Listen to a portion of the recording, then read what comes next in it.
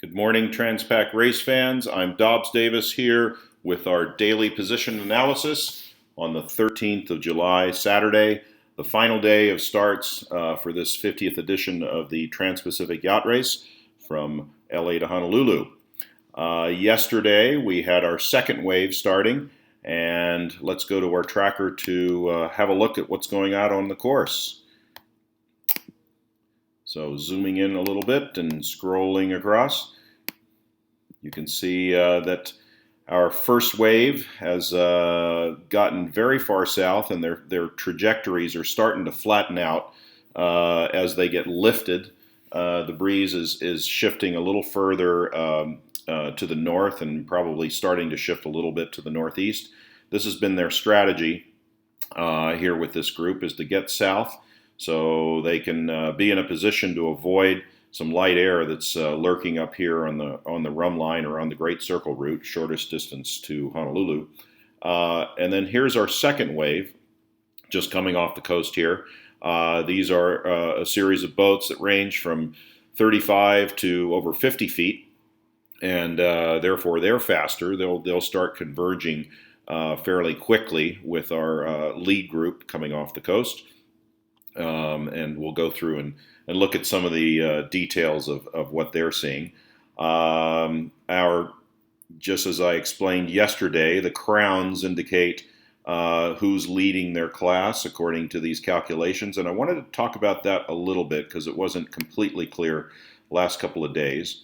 If you go to this leaderboard window and open it up, you can look at where people are in position relative to the finish line, and in their elapsed time and in their distance to the finish. So line honors is a selection for that, and that'll tell you who's closest and who's gone the furthest down the track. So Hokolohe has retained that crown for the line honors. They're the fastest boat out there of that first group, and They've sailed 600 miles at this latest sked on this morning's tracker.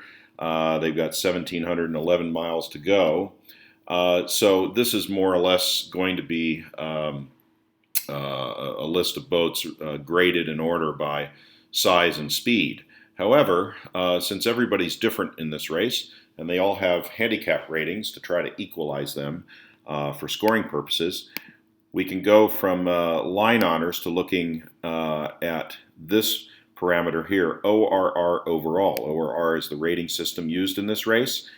And the way this calculation is done is interesting. The calculator will look at the speed the boat is doing at its both from the start, in this drop down here, from the start or recently, which is since the latest sked, and calculate a projected time of finish based on the average speed the boat has made since either the start, like here, or since the last sked.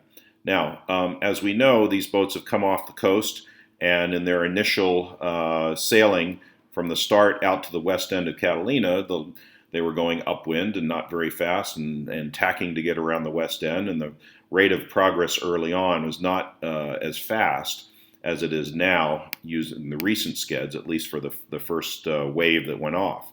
So when you look at this from the start, you can see a little bit slower averages. And of course, the race is scored from the start, so therefore this is going to be a more interesting parameter to look at.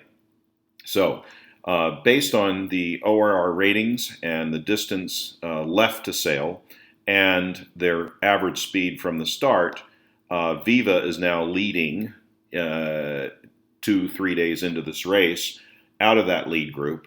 And since this is ORR overall, this group includes not only the first wave of starters, but yesterday's second wave as well. Now, since the second wave has just started the race, and their VMGs, their speed factored in, is not as high because, again, a higher proportion of what they've sailed so far has been that light air going from the start out to Catalina. In fact, I have a photo here of the start from yesterday's second wave.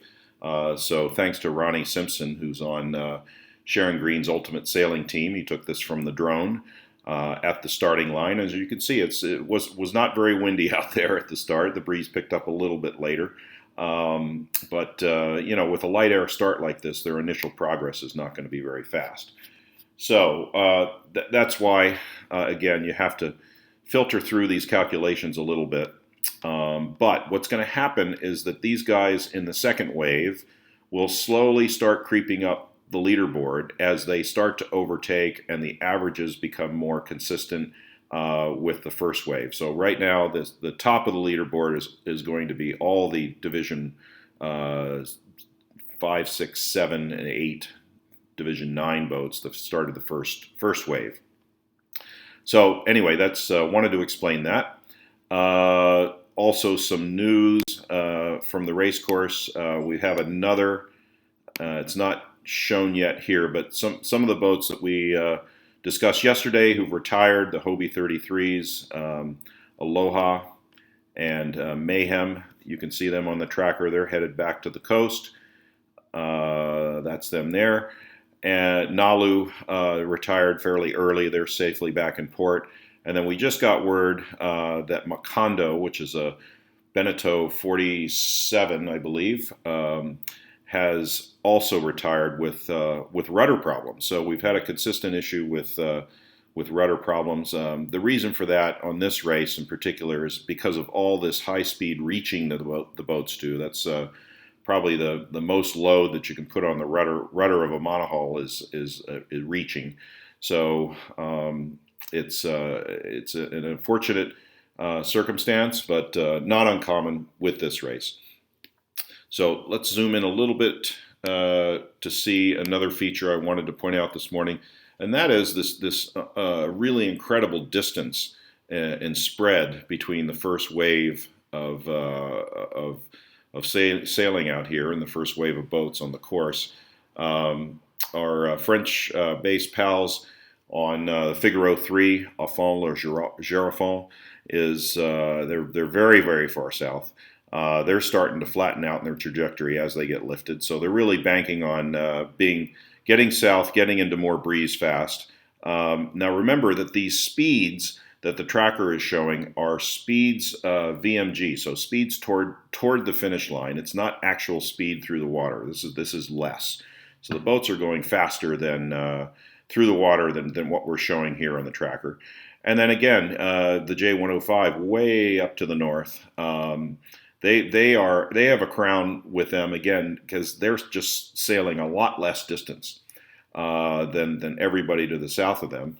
The danger, of course, is what's happening with the breeze. So if we scroll out and look at our wind overlay, we can get an idea of what's happening here. And as you can see, actually, I'll collapse this guy. This could be a problem. This big area of blue shown in the model, this is an actual, but this is modeled wind speeds.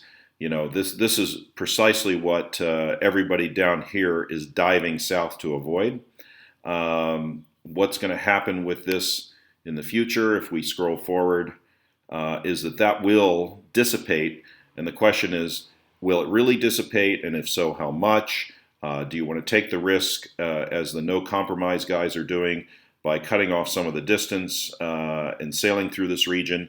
Or the strategy the rest of these boats are taking is to try to dive south where there's consistently more breeze, but you're sailing extra distance. Now, looking at wave 2, and scrolling in a little bit, you can see that, again, everybody diving south, but I don't see them going as far south as the first wave is doing. And again, based on wind predictions, this is now, you can see that what's happening with them is they're actually going to get lifted a little sooner. So looking into this region, the wind vectors are going more from the north rather than the northwest. So they'll get lifted a little bit sooner than this group did, and therefore they're going to be able to have a flatter trajectory, sail less distance toward the rum line, and overall do, I think, a little bit better than the first wave.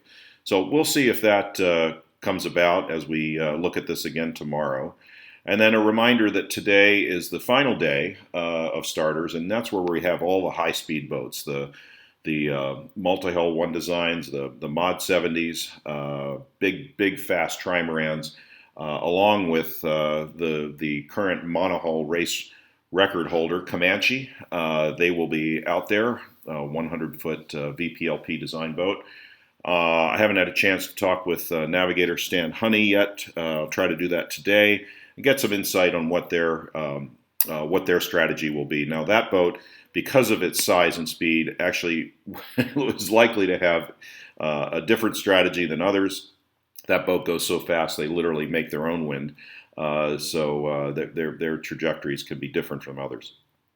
So with that, I'll sign off for now. Wish everybody happy tracking and follow along. A couple of features I also want to remind you about is there is a virtual Transpac game. You can find links to that from the website. That's kind of fun to play. And just keep track on the website of all the content coming in. We've got race blogs from competitors telling us about their experience out there, and then great photos and videos from both Sharon Green's team and Chris Love Productions.